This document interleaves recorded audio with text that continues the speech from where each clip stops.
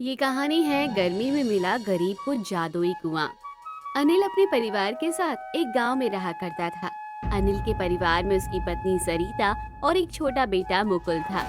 अनिल गांव में ही एक छोटी सी किराने की दुकान चलाया करता था। लगभग सारे गांव वालों की अनिल से अच्छी बोलचाल थी। ऐसे ही एक दिन जब अनिल अपनी दुकान पर बैठा होता है, तभी सरिता दुकान पर खाना लेकर आती है कि तभी अनिल बोलता है। आजकल तो खाना 2 पल में ही एकदम रबड़ जैसा हो जाता है। बस जी ऐसे ही है। अब गर्मी की शुरुआत तो हो ही गई है। अब तो बस गर्मा गर्म खाना उसी वक्त खा लो, तो वरना खाना तो रबड़ ही हो जाएगा।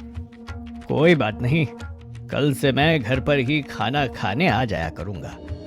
जी ठीक है। और वैसे भी अब कौन सा दोपहर में कोई ग्राहक आता है। दुकान पर धूप में तो सब लोग अपने अपने घरों में आराम ही करते हैं। आप घर पर ही आ जाया करो। इतना कहकर अनिल सरिता द्वारा लाया हुआ खाना खाना शुरू कर देता है। कुछ देर बाद सरिता वहाँ से चली जाती है। दिन गुजरते चले जाते हैं और अब दोपहर के समय अनिल घर पर जाकर ही खाना खाना शुरू कर देता है। अभी बस गर्मी की शुरुआत ही हुई थी, लेकिन धूप इतनी तेज ज्यादा चिल्लाती हुई थी कि ऐसी धूप में काम करना लगभग ना के बराबर था। शुरुआत में ही लोगों का गर्मी से काफी बुरा हाल हो रहा था। ऐसे ही एक रोज घर में लाइट गई हुई थी और सरिता आंगन में लगे पेड़ के नीचे बैठी हाथ वाले पंखे से हवा कर रही होती है। तभी सरिता के पास उसकी पड़ोसन सविता आती है और बोलती है, हाय हाय, गर्मी के मारे तो जान निकली जा रही है। पता नहीं राम जी इतनी गर्मी क्यों बरसा रहे हैं। अब क्या करे, मौसम तो मौसम है ना, मौसम पर किसका जोर चलता है। अब गर्मी का मौसम है तो गर्मी तो होगी ना। अरे गर्मी पड़े लेकिन इतनी ना पड़े, ये तो कुछ ज्यादा ही गर्मी पड़ रही है ना। नमक मिर्च लगाकर कोई धूप में निकले तो चलता फिरता पकौड़ा बन जाए उसका। अच्छा मजाक कर लेती हो बहन तुम भी। सच कह रही हूँ, तू चाहे तो आजमा कर देख ले इस बात को। नहीं नहीं, मुझे नहीं आजमाना है। मुझे अपने पति और अपने बेटे के लिए अभी बहुत सारी चीजें करनी है। ऐसे ही सविता और सरिता बात कर रही होती है और तभी लाइट भी आ जाती है, जिसके बाद सविता अपने घर चली जाती है। ऐसे ही दिन गुजरते चले जाते हैं। गर्मियों की शाम को मुकुल अपने दोस्तों के साथ बैट बॉल खेल रहा होता है और तभी उसकी बॉल टप्पा खाकर गांव के एक सुनसान से कोने में चली जाती है। अब क्योंकि बॉल को मुकुल ने मारा था, इसलिए सभी लोग मुकुल से ही बॉल लाने को कहते हैं। मुकुल उस सुनसान कोने में जाकर अपनी बॉल को ढूंढने लगता है, लेकिन मुकुल को अपनी बॉल कहीं नहीं मिलती और उसके कानों में एक आवाज आती है, आओ आओ अंदर आओ, तुम्हारी बॉल मेरे पास है। तुम्हें तुम्हारी बॉल चाहिए ना, तो तुम्हें मेरे अंदर उतरना होगा, तभी तुम्हें तुम्हारी बॉल मिलेगी। कौन बोल रहा है? कौन मजाक कर रहा है मेरे साथ? कौन है यहाँ पर? मैं जो कोई भी हूँ, तुम्हें मुझे ढूंढना होगा। मैं हूँ बहुत खास, गर्मियों में बुझाता हूँ प्यास। मैं सबकी इच्छा को पूरा करता हूँ। मैं हूँ एक जादुई कुआं। मुकुल बहुत ही ज्यादा डर जाता है और वो वहाँ बेहोश हो जाता है। कुछ वक्त बाद मुकुल के दोस्त उसे ढूंढते ढूंढते उसी जगह पहुंच जाते हैं और मुकुल को बेहोश देखकर सभी घबरा जाते हैं। जिसके बाद मुकुल का एक दोस्त जल्दी से जाकर सरिता और अनिल को उसी जगह बुला कर लेकर आते हैं। अनिल जल्दी से मुकुल को उठाता है और घर ले जाता है। सभी बच्चे मुकुल के घर की ओर चल देते हैं। घर पहुंचते ही सरिता जल्दी से मुकुल के मुंह पर पानी की छींटे मारती है और मुकुल को होश आता है। तभी सरिता बोलती है, बेटा तू ठीक तो है ना? क्या हो गया था तुझे? तू ऐसे बेहोश क्यों हो गया था? कितनी बार तुम दोनों से कहा है वहां मत जाया करो। क्या जरूरत थी वहां जाने की बेटा? वो हम सब लोग खेल रहे थे और मेरी बॉल वहां पर चली गई थी। मैं तो बस अपनी बॉल लेने के लिए गया था और कुछ भी नहीं। बॉल लेने गए थे तो तुम बेहोश कैसे हो गए बेटा? चक्कर आ गए थे क्या? पता नहीं, मेरे कानों में एक आवाज आ रही थी, कोई जादुई कुआं या पता नहीं कोई कुछ बोल रहा था। मुझे याद नहीं आ रहा है अब। बेटा मेरी बात ध्यान से सुनो। उस जगह पर गांव का कोई भी व्यक्ति नहीं जाता है और तुम भी नहीं जाओगे। ठीक है पिताजी, मुझसे गलती हो गई। मैं अब ऐसा नहीं करूँगा, ना ही मैं वहाँ कभी जाऊँगा। भगवान का लाख लाख शुक्र है जो तुझे कुछ हुआ नहीं और तू बिल्कुल ठीक है। बच्चों, तुम सब भी ध्यान से सुन लो। कोई भी उस जगह पर नहीं जाएगा। समझ गए तुम सब लोग? अनिल की बात सुनकर सभी बच्चे हाँ में जवाब देते हैं, लेकिन मुकुल के दिमाग में वो जादुई कुएं वाली बात बार बार घूम रही थी। मुकुल को रह रह कर बस उसी की आवाज के बारे में ध्यान आ रहा था। अब अंदर ही अंदर मुकुल इस बात का पता लगाना चाहता था कि आखिर वो जादुई कुआं कहाँ था और उसकी आवाज उसके कानों तक कैसे आई थी। ऐसे ही एक दिन जब मुकुल अपनी माँ के साथ घर पर होता है, तभी वो अपनी माँ से बोलता है। माँ, एक बात तो बताओ, क्या सच में उस सुनसान जगह पर कोई जादुई कुआं है क्या, जो खुद से बोलता है? ऐसी बातें कर रहा है मुकुल? तुझे कहा था ना कि तू उस बारे में बिल्कुल नहीं सोचेगा। पर माँ, बताओ तो सही, क्या सच में वहाँ पर कभी कोई कुआं था क्या? बेटा, मुझे सारी बात तो नहीं पता, लेकिन मैंने गांव के कुछ लोगों से इस बारे में सुना है। बहुत वक्त पहले वहाँ पर एक जादुई कुआं था, जिससे जो मांगो वो दे दिया करता था, लेकिन कभी किसी गांव वालों ने उस कुएं को देखा नहीं। इसलिए मुझे लगता है कि वो जादुई कुआं और उसके जादू वाली सारी बातें बस अफवाह हैं और इससे ज्यादा कुछ नहीं है। पर अगर मन सच में कोई जादुई कुआं हुआ तो फिर आप क्या कर दी? क्या मांगती आप उससे? बेटा, इच्छा तो कभी खत्म नहीं होने वाली होती है, पर हाँ, अगर कोई जादुई कुआं होता तो गर्मी और सूखा पड़ने की वजह से हर साल जो फसलों की बर्बादी होती है ना, उसके लिए मैं यही मांगती कि गांव में कभी भी गर्मी का कहर न टूटे। इतना कहकर सरिता अपने घर के कामों में लग जाती है और अब मुकुल के दिमाग में जादुई कुएं को ढूंढने की तलाश और ज्यादा पक्का घर बन चुकी थी। ऐसे ही कुछ दिन गुजर जाते हैं और एक दिन मुकुल खुद से बोलता है। अब तो मैं उसे जादुई कुएं को ढूंढ कर ही रहूंगा।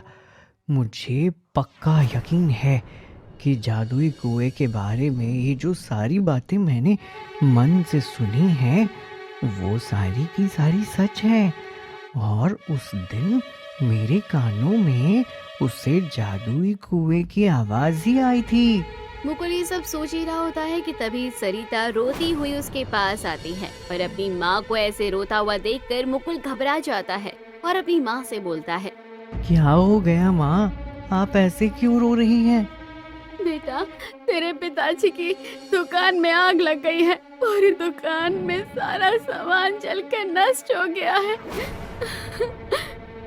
ये आप क्या कह रही हैं माँ और पिताजी? पिताजी ठीक तो है ना? तेरे पिताजी अपनी दुकान को अपनी आंखों के सामने चलता हुआ देखकर वहीं बेहोश हो गए बेटा। गांव के लोग उन्हें अस्पताल लेकर गए हैं। जल्दी जल्दी मेरे साथ चला, हमें भी अस्पताल जाना है। सरिता और मुकुल जल्दी से अस्पताल पहुंचते हैं और अस्पताल पहुंचकर उन दोनों को पता लगता है कि अनिल को दिल का दौरा पड़ा है, जिस वजह से उसके आधे शरीर को लकवा मार गया है और अब किसी भी तरीके का वो कोई काम नहीं कर सकता है। एक तरफ दुकान का जल जाना और दूसरी तरफ अनिल के शरीर को लकवा मार जाना मुकुल और सरिता पर तो मानो जैसे दुखों का पहाड़ सा टूट गया था। अब घर का खर्च चलाने और अनिल की दवाई के लिए सरिता आसपास के घरों में छोटा मोटा काम करना शुरू कर देती है। वहीं दूसरी तरफ गर्मी बढ़ती चली जाती है और समय पर बिजली के बिल का भुगतान ना होने की वजह से बिजली वाले सरिता के घर की बिजली को भी काट देते हैं और सरिता मुकुल से बोलती है। समझ नहीं आ रहा बेटा कि इन बिगड़े हुए हालातों को सही कैसे करूं। मैं तो बहुत ही ज्यादा परेशान हो गई हूँ और अब तो गर्मी के मौसम में हमारे घर में बिजली भी नहीं है। चिंता मत करो माँ, सब ठीक हो जाएगा। गर्मी का मौसम भी जैसे तैसे करके गुजर ही जाएगा।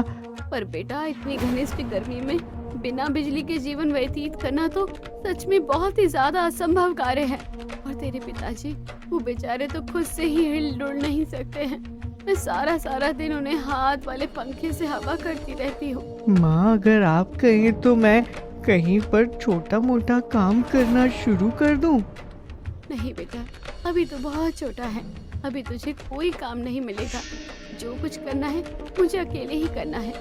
अपने परिवार को इस तरह से पीड़ा में देखकर मुकुल को बहुत बुरा लगता है और अचानक ही उसे फिर से उस जादुई कुएं का ध्यान आ जाता है। एक दोपहर जब सभी लोग आराम से सोए होते हैं, तभी मुकुल अपने घर से दबे पांव बाहर निकलता है और उस सुनसान जगह पर पहुंच जाता है और अपने इधर उधर देखने लगता है।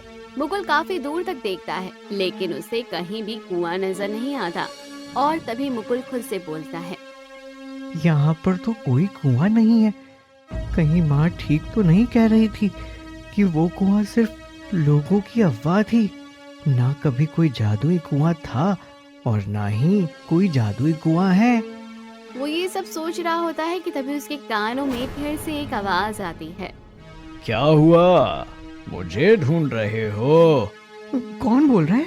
और कौन बोलेगा? मैं, जिसकी तलाश में तुम यहाँ पर आए हो। मैं हूँ बहुत खास, गर्मियों में बुझाता हूँ प्यास, मैं सबकी इच्छाओं को करूँ पूरा। मैं हूँ एक जादुई कुआं। लेकिन तुम मुझे कहीं नजर क्यों नहीं आ रहे हो? अगर तुम सच में यहाँ पर हो तो मुझसे बात कर सकते हो, मुझे देख सकते हो, फिर मेरे सामने क्यों नहीं आ रहे हो? सामने ही तो हूँ, नजर नहीं आ रहा हूँ? अगर नजर आ रहे होते तो फिर मैं तुमसे बोलता ही क्यों? यही तो है मेरा जादू। इतना कहकर चारों तरफ एक हंसी गूंजने लगती है। मुकुल अंदर ही अंदर डर भी रहा होता है, पर फिर भी किसी तरीके से वो हिम्मत कर उसी जगह पर डटा रहता है। तभी हवा का तेज बवंडर उठता है और मुकुल के ठीक सामने पत्तों का एक गोल सा आकार बनकर उड़ना शुरू हो जाता है। उस हवा के बवंडर से चारों तरफ धूल ही धूल हो जाती है और धरती अचानक से हिलने लगती है। तभी मुकुल के सामने एक कुआं प्रकट हो जाता है और पूरा आंधी तूफान एकदम शांत हो जाता है और उस कुएं के अंदर से आवाज आती है, देखा, मैं तो तुम्हारे सामने ही था, लेकिन तुम्हें नजर नहीं आ रहा था। आओ आओ मेरे पास। तुम कहीं कोई छलावा तो नहीं हो ना, जो मेरे साथ छल कर रहा है? नहीं, मैं कोई छलावा नहीं हूँ, मैं एक जादुई कुआं हूँ। मुझसे जो मांगोगे मिल जाएगा। सच में? तो मैं तुमसे कुछ भी मांग सकता हूँ क्या? आजमा कर देखना है तुम्हें, सब कुछ दे सकता हूँ। तो कोई ऐसी दवा दीजिए ना जिससे मेरे पिताजी ठीक हो सके। तुम्हारे पिताजी के साथ जो हुआ है वो उनके पिछले कर्मों का फल है, जो उन्हें इस जीवन में भुगतना पड़ रहा है। मैं उन्हें ठीक तो कर दूंगा, लेकिन फिर से किसी और रूप में उनको अपने कर्मों का भुगतान तो करना ही होगा। तुम्हें सब कुछ पता है क्या? मुझे गांव के हर घर कोने के बारे में सब कुछ पता है। यहाँ आज से नहीं, न जाने कितने सालों से हूँ। तो क्या मैं पूरे गांव वालों को तुम्हारे बारे में बता दूं, ताकि हर कोई अपनी समस्या का समाधान कर सके? नहीं नहीं नहीं, ऐसी गलती कभी मत करना, क्योंकि हर किसी का दिल इतना ज्यादा साफ नहीं होता है। मैं कुछ समझा नहीं, आप क्या कहना चाह रहे हैं? गांव में लालची लोग भी बहुत ज्यादा हैं, और अगर किसी लालची को मेरे बारे में पता चल गया तो वो मेरे जादू का गलत इस्तेमाल करने की कोशिश अवश्य करेगा, और मैं किसी को भी उसकी इच्छा को पूरी किए बिना यहाँ से जाने नहीं दे सकता हूँ। अब उस कुएं की कही हुई सारी बातें मुकुल को बहुत अच्छे से समझ आ जाती है, जिसके बाद मुकुल उस कुएं से मदद स्वरूप बोलता है, तो आप ही बताइए, मैं अपने परिवार की समस्याओं को कम कैसे करूं? तुम एक काम करो, मैं तुम्हें एक बांसुरी देता हूँ, एक जादुई बांसुरी। तुम उसे बजाओगे तो उसकी धुन से सभी लोग बहुत ज्यादा प्रसन्न हो जाएंगे। तुम धुन बजाकर पैसा कमा सकते हो। ठीक है, तो आप मुझे बांसुरी दे दीजिए। ठीक है, पर बांसुरी को प्राप्त करने के लिए सबसे पहले तुम्हें मेरे पास आना होगा और मेरे अंदर से एक बाल्टी पानी निकाल कर स्नान करना होगा।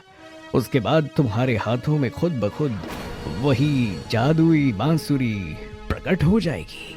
ठीक है, जैसा तुम कहो मैं वैसा ही करूंगा। मुकुल ठीक वैसा ही करता है जैसा जादुई कुआं ने करने को कहा था।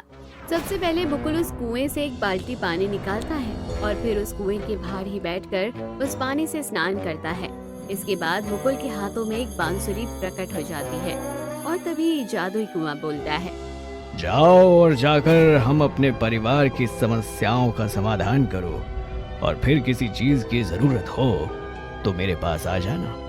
तुम मुझे जब भी आवाज लगाओगे मैं तुम्हारे सामने आ जाऊंगा। जादुई बांसुरी मुकुल अपने घर पर लेकर चला जाता है और कितने दिन से मुकुल जादुई बांसुरी बजाकर पैसे कमाना शुरू कर देता है। मुकुल के हाथ में वो जादुई बांसुरी देखकर सरिता मुकुल से बांसुरी के बारे में पूछने लगती है और मुकुल अपनी माँ को झूठ ना बोलते हुए सारी बात सच सच बता देता है, जिस पर सरिता बोलती है, इसका मतलब जो लोग जादुई कुएं के बारे में बोलते थे वो सब कुछ सच था। सालों पहले वो जादुई कुआं सच में लोगों की सारी मनोकामना पूरा किया करता था। हाँ माँ, सारी घटनाएं सच हैं। जादुई कुएं ने खुद मुझे अपने मुंह से सारी सच्चाई बताई है। पर बेटा, अगर किसी को पता चल गया उस कुएं के बारे में तो क्या होगा? हमें हमेशा उस जादुई कुएं के राज को राज बनाए रखना होगा माँ, वरना लोग इसका गलत इस्तेमाल करना शुरू कर देंगे। चिंता मत कर बेटा, मैं भी किसी को नहीं बताऊंगी जादुई कुएं के बारे में। गुजरते चले जाते हैं कुछ दिन और गर्मी की वजह से मुकुल के गांव के हालत बहुत ज्यादा बेकार होने लगते हैं। हर तरफ पानी की कमी होने लगती है और फसलें बर्बाद होने लगती है। ऐसे में अब जादुई बांसुरी की धुन सुनने के लिए भी कोई नहीं आता और एक बार फिर से पटरी पर चलते चलते मुकुल के परिवार की गाड़ी फिर से नीचे आ जाती है। एक दिन चलचलाती धूप में मुकुल उस जादुई कुएं के पास जाता है और बोलता है, हे जादुई कुएं, आप कहाँ हैं? मेरे सामने आए और मुझे दर्शन दे। बोलो मुकुल, क्या हुआ है? कौन सी समस्या तुम्हारे पास है? इस बार समस्या केवल मेरी नहीं, पूरे गांव की है। साफ साफ बोलो मुकुल, बात क्या है? आपसे क्या ही छुपाना है, पूरे गांव पर गर्मी का कहर टूट पड़ा है। गांव में कई गरीब लोग हैं जो कूलर नहीं खरीद सकते, ना ही उनके पास आमदनी का कोई बड़ा साधन है जिससे वो अपनी जरूरत को पूरा कर सके। तो तुम क्या करना चाहते हो, मुझे बताओ। मैं चाहता हूँ कि मेरे पूरे गांव वालों को इस गर्मी से राहत मिल जाए और सभी के पास गर्मी से लड़ने के लिए अपने अपने घर में सुख सुविधा हो। यानी कि तुम अपने साथ साथ पूरे गांव का उद्धार करना चाहते हो। बिल्कुल सही कहा आपने। केवल मैं अकेला ही सुख की प्राप्ति करके क्या करूँगा? मैं चाहता हूँ कि मेरे साथ हर कोई गर्मी में खूब सुख और आनंद की प्राप्ति करे। तो ठीक है, जैसा तुम चाहते हो वैसा ही होगा। मैं तुम्हारी इच्छा से बहुत ज्यादा खुश हूँ, इसीलिए इस इच्छा को मैं जरूर पूरा करूँगा। लेकिन तुम करोगे क्या, ये तो बताओ। वो सब कुछ तुम मुझ पर छोड़ दो। तुम्हें बस इतना करना है कि मेरे अंदर जमा पानी को निकाल कर तुम्हें पूरे गांव में बांटना है। जिस जिस घर में मेरा पानी जाएगा उस घर में गर्मी से लड़ने के लिए अपने आप ही सुख सुविधा आने लगेगी। अमीर हो या गरीब, जिसे जितनी जरूरत होगी मेरा जादू उसके घर में उतना ही काम करेगा। ठीक है, जैसा आप कहें मैं वैसा ही करूँगा। मैं गांव के हर घर में आपके कुएं का पानी पहुंचा दूंगा। इतना कहकर मुकुल चुपके चुपके गांव के हर घर में जादुई कुएं का पानी पहुंचा देता है। जैसे जैसे सभी लोग कुएं के पानी को इस्तेमाल करते हैं, वैसे ही सभी लोगों की समस्याओं का निवारण खुद ब खुद ही होने लगता है। अब इतनी गर्मी में गरीब के घरों में गर्मी के मौसम में केवल पंखे का ही सहारा था। वहाँ पर कूलर की सुख सुविधा आ जाती है, ठंडा पानी रखने के लिए फ्रिज आ जाता है। देखते ही देखते पूरे गांव के हालात गर्मी में बहुत ज्यादा जो अच्छे हो जाते हैं और अब किसी भी घर में बिजली की कोई भी समस्या नहीं थी। पूरे गांव में 24 घंटे बिजली रहा करती थी। इस सारे वाक्य के बारे में केवल मुकुल और सरिता ही जानते थे। आखिर ये सब कुछ केवल उस जादुई कुएं के बलबूते जो हो रहा था। ऐसे ही एक शाम सरिता और मुकुल उस जादुई कुएं के पास पहुंचते हैं और मुकुल आवाज देकर जादुई कुएं को अपने सामने प्रकट होने को कहता है। जिसके बाद सरिता और मुकुल दोनों ही हाथ जोड़कर जादुई कुएं को धन्यवाद करते हुए बोलती हैं। आपका बहुत बहुत धन्यवाद। आपने हमें और हमारे गांव वालों को इस गर्मी से लड़ने के लिए बहुत ज्यादा मदद की है। आपका जादू तो किसी स्वर्ग के जादू से कम नहीं है। हम धन्य हुए जो आपने हमें दर्शन दिए हैं और हमारे साथ साथ बाकी सबके जीवन को भी इतना अच्छा सुखमय बना दिया है। मैं तुम्हारे इतने सद्भाव से बहुत ज्यादा खुश हूँ। मुझे अच्छा लगा कि तुमने केवल अपना ना सोचकर अपने पूरे गांव वालों का सोचा। इसीलिए मैं अब तुम्हारी एक मदद अपनी इच्छा से करना चाहता हूँ। मदद कैसी? मदद बताइए।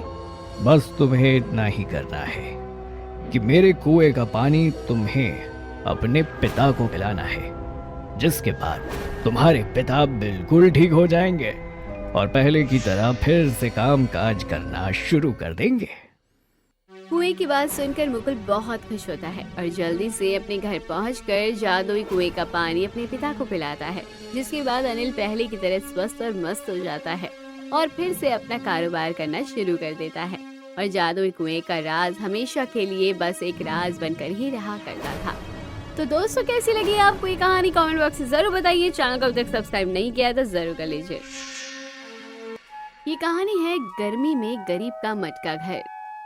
सोलापुर नाम के गांव में अनूप अपनी बीवी सीमा के साथ रहा करता था। अनूप के घर के हालात बहुत ज्यादा खस्ता थे। आज के दौर में भी अनूप का कच्चा मिट्टी का घर था, जिसमें हर दिन सीमा लिपाई पुताई किया करती थी।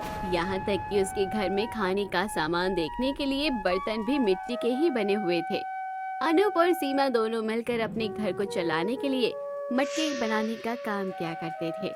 ऐसे ही एक दिन जब अनूप और सीमा मटके बना रहे होते हैं, तभी वहाँ पर उनकी पड़ोसन रेखा आ जाती है और बोलती है, सीमा, अरे ओ सीमा, कहाँ हो? हाँ बोलो रेखा बहन, क्या बात है? जरा एक अच्छा सा घड़ा दिखा दो। पुराने वाला घड़ा मेरा टूट गया है आज। अंदर आ जाओ, अभी दिखाती हूँ। सीमा रेखा को अलग अलग आकार के मटके दिखाने लगती है। रेखा एक बड़ा सा मटका पसंद कर लेती है और सीमा से बोलती है, ये मटका कितने का है सीमा? ये मटका तो 150 रुपए का है। इतना महंगा मटका? अरे ऐसा क्या सोने का मटका दे रही हो? हाँ, मिट्टी का ही तो मटका है। इसे बनाने में बहुत मेहनत लगती है बहन। पहले मटका बनाओ, फिर सुखाओ, फिर पकाओ, मेहनत लगती है एक मटका तैयार करने में। मैं तो बस 50 रुपए ही दूंगी। देना है दो, वरना कहीं और से ले लूंगी। 50 तो बहुत कम है। तो ठीक है 100 ले लो, लेकिन इससे ज्यादा एक पैसा नहीं दूंगी। आप बताओ देना है या फिर नहीं? ठीक है ले जाओ। अरे पड़ोसी है हम तेरे, इतना तो कर ही सकती है हमारे लिए। इतना कहकर रेखा मटका उठाती है और वहाँ से चली जाती है। सीमा हाथ में 100 रुपए लेकर अनूप के पास जाती है और सारी बातें बताती है, जिसे सुन अनूप बोलता है, बाहर वालों को क्या कहना है, जब गांव वाले ही हमारे हालातों पर तरस नहीं खा सकते हैं। हर कोई जानता है कि मटके बनाने में कितनी मेहनत आती है, लेकिन फिर भी हमारे मटकों का सही मोल नहीं देते हैं। कोई बात नहीं, जो मिला है वही ठीक है, रख लो। कम से कम आज का राशन तो आ ही जाएगा। इतना कहकर अनूप और सीमा वापस अपने काम में लग जाते हैं। अब गर्मी का मौसम आ रहा था और ऐसे में लोगों को घड़े का पानी और मिट्टी की बोतल आदि जैसी चीजों की काफी ज्यादा मात्रा में आवश्यकता होती है। सीमा और अनूप अपने घर में बैठे बैठे मटके और बोतलें बना रहे होते हैं। दिन भर बैठकर दोनों पति पत्नी खूब पैसा कमाया करते थे और रात को वो घर के आंगन में सारे बने हुए मटके और बोतलों को सुखाने के लिए छोड़ देते हैं। थकावट ज्यादा होने की वजह से दोनों को गहरी नींद आ जाती है और रात में अचानक मौसम खराब होकर बारिश होने लगती है। तभी तेज बिजली की कड़कती हुई आवाजें अनूप और सीमा की आंख खोल देते हैं। दोनों जैसे ही भागकर बाहर देखते हैं, अब उनके बनाए हुए सारे घड़े और मिट्टी की कच्ची बोतल बारिश के साथ खराब हो चुकी है। दोनों जैसे तैसे सब कुछ समझते हैं और सीमा से बोलता है, जी ये सब क्या हो गया? हमारी सारी मेहनत पानी में फिर गई है। कोई बात नहीं, ये किसी की साजिश थोड़ी ना है। ये तो प्राकृतिक आपदा है, पर इस आपदा की चपेट में तो कोई भी आ सकता है। पर फिर भी क्या ईश्वर को हम गरीबों पर तरस नहीं आता? अब हम इस बात का दोष किसी को नहीं दे सकते हैं सीमा। जो होना था हो गया। हमारी आधे से ज्यादा मिट्टी की बोतल और मटके तो बारिश के पानी के साथ ही बह गए हैं। थोड़ी बहुत मिट्टी बची है। अब कल सुबह देखते हैं कि उसका क्या करना है। दोनों पति पत्नी फिर से भीतर जाकर लेट जाते हैं। अगली सुबह जब सीमा और अनूप देखते हैं तो मिट्टी के मटके और बोतलों के साथ साथ उनके घर के भी हालात बहुत ज्यादा खराब हो गए थे, क्योंकि घर मिट्टी का जो था और उनके पास इतनी मिट्टी भी नहीं कि वो ठीक कर सके, घर की मरम्मत कर सके और वापस से मटके और बोतलें बनाने का काम कर सके। वहीं दूसरी तरफ मटके लेने के लिए एक के बाद एक ग्राहक भी आ रहे थे। प्राकृतिक आपदा की वजह से सीमा और अनूप दोनों ही बुरे तरीके में फंस गए थे। अब जैसे तैसे करके सीमा और अनूप सबसे पहले अपने घर के लिए लीपा पोती का कार्य करवाते हैं और सीमा अपने पति से बोलती है, सुनिए जी, आगे तो बरसात का मौसम आ जाएगा और अगर ऐसे ही रोज बारिश होती रहेगी तो हम कितनी बार अपना घर ठीक करेंगे। सही कह रही हो तुम।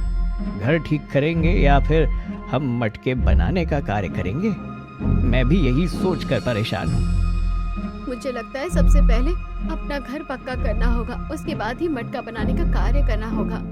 लेकिन बिना काम किए हमारे पास पैसे कहाँ से आएंगे? और पैसे नहीं होंगे तो फिर घर कैसे बनाएंगे? यही तो सारी मजेदार है। कुछ भी समझ नहीं आ रहा कि आखिर ऐसा क्या करें जिससे हमारी लागत भी कम हो और हमारा पक्का घर भी बन जाए। कुछ ना कुछ तो करना ही होगा। ऐसे तो हमारा जीवन नहीं कट पाएगा। अगर सीमेंट का नहीं तो फिर मिट्टी का ही पक्का घर बनाना पड़ेगा, जो कि बारिश और तूफान की मार को झेल सके। ये आप क्या कह रहे हैं? वो मिट्टी का पक्का घर कैसे बन सकता है? मिट्टी तो मिट्टी होती है ना, मिट्टी तो बह भी जाएगी। घड़ा भी जब तक पक्का नहीं है तब तक कच्चा होता है और बारिश में बह जाता है। अगर पक जाता है तो फिर कितने भी बरसात तूफान क्यों ना आए, घड़ा कभी घुलता नहीं है। तो जी आप कहना क्या चाह रहे हैं? क्यों ना हम अपना मटका घर बना लें? मटका घर? वो कैसे बन सकता है? क्यों नहीं बन सकता है? जैसे बर्फीले इलाकों में लोग बर्फ का घर बनाकर रहते हैं, वैसे ही हम मिट्टी का घर बनाकर उसमें रहा करेंगे। पर जी इतना बड़ा मटका हम बनाएंगे कैसे? वो भी तो सोचिए। जब हम छोटे मटके बना सकते हैं तो फिर बड़ा मटका क्यों नहीं बना सकते? हम दोनों मिलकर काम करेंगे और अपना मटका घर जरूर बनाएंगे। जी ठीक है, अगर आप ऐसा चाहते हैं तो मैं आपके साथ हूँ। पर सबसे पहले हमें जरूरत के अनुसार मिट्टी और बाकी सभी चीजों को इकट्ठा करना होगा ताकि हम लगातार काम कर सकें। ठीक है, सबसे पहले हम मिट्टी जमा करने का कार्य करते हैं और उसके बाद ही आगे बढ़ने का कार्य को आरंभ करेंगे। ऐसे ही अगले दिन से अनूप और सीमा नदी किनारे से मिट्टी ढोकर लाना शुरू कर देते हैं। सारा दिन दोनों पति पत्नी मिट्टी ढोने का कार्य करते हैं। शाम को रेखा सीमा के घर आती है और इतनी सारी मिट्टी सीमा के घर देखकर वो रेखा से बोलती है, क्या बात है सीमा, अब तो तू क्या मिट्टी का 2 मंजिला मकान बनाएगी क्या, जो इतनी सारी मिट्टी अपने घर में जमा करके रखी है? नहीं नहीं, ये तो बस कार्य करने के लिए है।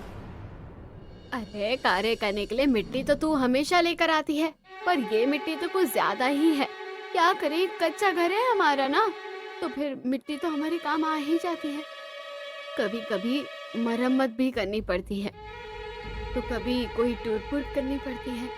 हाँ बात तो तेरी सही है, चल बढ़िया है, करो अपना काम। इतना बोलकर रेखा वहां से चली जाती है। पर रेखा को सीमा की कहानी बातों पर यकीन नहीं होता और वो खुद से बोलती है, जरूर ये पति पत्नी कुछ ना कुछ करने की साजिश कर रहे हैं, वरना इतना जल्दी मात्रा में मिट्टी का इन दोनों को भला क्या ही कार्य आता होगा? कैसे हो सकता है? माना कि घर कच्चा है, लीपा पोती की जरूरत होती, लेकिन फिर भी मिट्टी की मात्रा बहुत ज्यादा दिखती। कहीं ये दोनों अंदर ही अंदर मिट्टी को बेचकर व्यापार तो नहीं कर रहे हैं? ऐसे ही सोचते सोचते रेखा वहाँ से चली जाती है और अब चुपके चुपके रेखा सीमा और अनूप पर नजर रखने लगती है। मिट्टी के साथ साथ अनूप कई तरीके के पत्थर भी अपने घर लेकर आता है, जिनका उपयोग वो अपना मटका घर बनाने के लिए करते हैं। अब दिन में अनूप और सीमा अपने मटके और बोतले बनाने का कार्य करते और रात में वो अपने मटके वाले घर को बनाने की तैयारी करते थे, ताकि उनके हाथ में आमदनी भी होती रहे और उनका एक नया घर भी तैयार होता रहे। देखते ही देखते लगभग गर्मी का 1 महीना बीत जाता है और अनूप सीमा का मटका घर अब आधे से ज्यादा बनकर तैयार हो जाता है। लेकिन अभी तक किसी को भी उनके मटके घर का बनने की कोई खबर नहीं थी। दिन के समय में सीमा और अनूप घास फूस और तिरपाल की मदद से अपने मटका घर को ढक दिया करती थी। ऐसे ही एक दिन रेखा फिर से सीमा के घर आती है और बोलती है, क्या बात है, आजकल तो दिन दुगनी और रात चौगनी तरक्की करने की तैयारी हो रही है। क्या हो गया है रेखा बहन, ऐसे क्यों बोल रही हो? अरे सही तो बोल रही हूँ, तुम दोनों पति पत्नी तो रात को भी कार्य करते हो। मेरे घर में तो तुम दोनों के काम करने और बात करने की आवाज आती रहती है। वो ज्यादा गर्मी आ रही है ना, तो इसलिए काम भी ज्यादा करना पड़ रहा है। 4 पैसे कमाने का यही तो मौसम है। अरे इतना पैसा कमा कर भी कहाँ जाओगी बहन? 2 साल का पैसा क्या इसी साल में ही कमा लोगी क्या? आपको कोई दिक्कत है रेखा बहन जी हमारे कार्य से? नहीं नहीं, मुझे तो कोई दिक्कत नहीं है भला। तो फिर आप हमेशा हम दोनों पति पत्नी के कार्य पर इतनी पैनी नजर क्यों रखती हैं? अरे पड़ोसी हूँ मैं आपकी, और पड़ोसी तो पड़ोसी पर नजर रखता ही है। तो कृपा करके आप अपनी नजर हम दोनों पर से हटा लीजिए। हम जो कर रहे हैं हमें करने दीजिए ना।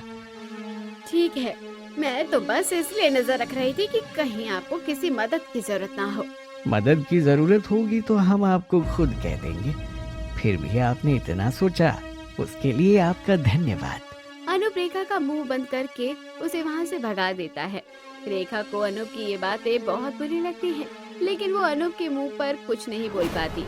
घर आते ही रेखा ये सारी बातें अपने पति किशोर को बताती है और किशोर रेखा से बोलता है, तुम चिंता मत करो भाग्यवान, मैं पता लगाता हूँ कि आखिर सारा माजरा क्या है। बहुत उड़ रहा है ना ये अनूप। जहाँ एक तरफ रेखा और किशोर सीमा और अनूप के पीछे हाथ धोकर पड़े थे, वहीं सीमा और अनूप लगातार अपने मटके का घर बनाने की तैयारी में लगे हुए थे। दिन गुजरते चले जाते हैं और आखिरकार सीमा और अनूप का मटका घर बनकर तैयार हो जाता है। लेकिन अभी तक दोनों में से किसी ने भी किसी को भी अपने मटके घर के बारे में नहीं बताया था। ऐसे ही एक दिन किशोर और रेखा सरपंच और उनकी पत्नी उमा के साथ किशोर और सीमा के घर पहुंचते हैं और किशोर बोलता है, सरपंच जी, ये दोनों गांव की मिट्टी को कहीं बेच रहे हैं। मैं और मेरी पत्नी बहुत दिनों से इन लोगों पर नजर रख रहे हैं। ये जरूर से ज्यादा मिट्टी अपने घर ला रहे हैं। ऐसा कुछ नहीं है सरपंच जी, हम तो बस अपने कार्य को करने के लिए ही मिट्टी लेकर आ रहे हैं। हम गांव की मिट्टी को तो कहीं नहीं बेच रहे। झूठ बोल रहे हैं ये दोनों। मुझे पक्का यकीन है ये लोग मिट्टी बेचने का ही कार्य कर रहे हैं। ये क्या, ये सब कुछ सच है? सीमा, तुम दोनों तो मिट्टी बेचने का कार्य कर रहे हो? नहीं नहीं, हम ऐसा कुछ भी नहीं कर रहे हैं। तो फिर जो तुमने इतनी सारी मिट्टी नदी के किनारे से लेकर आई थी, वो सारी मिट्टी कहाँ जा रही है? इतने में तो तुम मटके और बोतले भी नहीं बना रहे हो।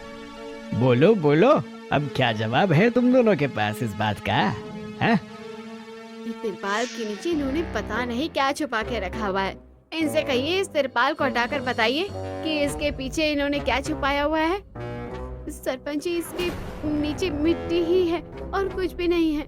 अगर मिट्टी ही है तो फिर दिखा दो ना, दूध का दूध और पानी का पानी हो जाएगा। इतना क्यों डर रही हो?